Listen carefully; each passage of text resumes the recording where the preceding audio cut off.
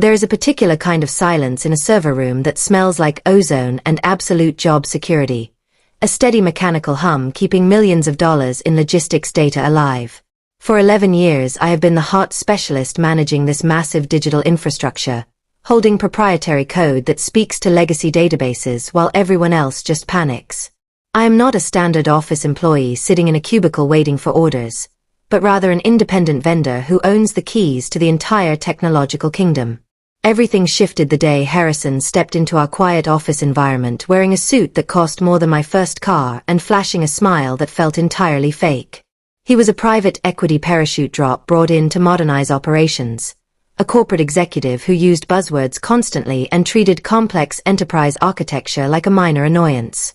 When he rudely tapped on my monitor with his expensive ring demanding better Wi-Fi for his leadership videos, I calmly explained that my job was managing critical supply chains rather than consumer router configurations.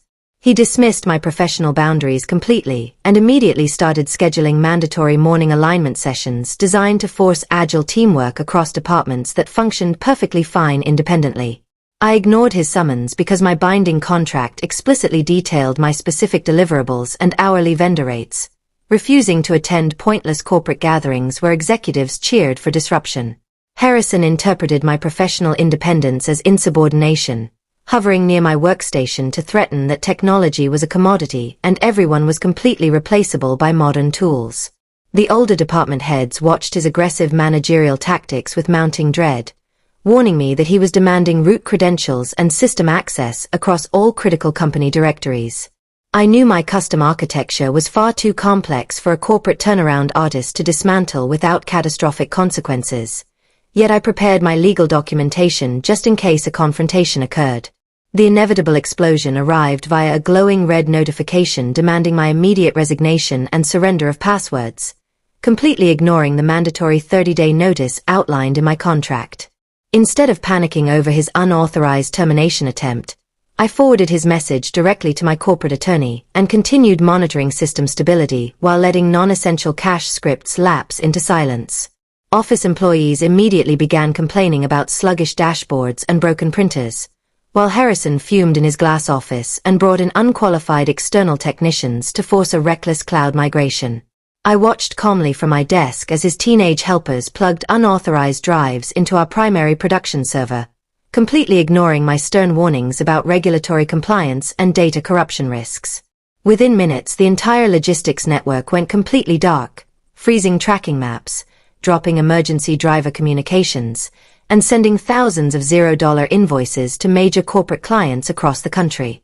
Panic erupted across the floor as emergency lights flickered on and desperate executives realized their reckless cloud migration had completely destroyed the company billing infrastructure and operational visibility. Harrison attempted to bluff his way through a high-stakes investor video call while standing in total darkness, only to have the camera pan directly toward me holding a warning sign against the glass. The lead investor instantly terminated the video conference in absolute fury and contacted the chairman of the board to report that the firm was being driven straight into the ground by incompetent management. Realizing the devastating financial exposure of their unauthorized actions, corporate leadership frantically reached out to rescind my termination and begged me to restore the corrupted database indexes immediately. I negotiated a massive contract upgrade with direct reporting lines to the board before spending 3 uninterrupted hours bringing the logistics network back to full operational status by late evening.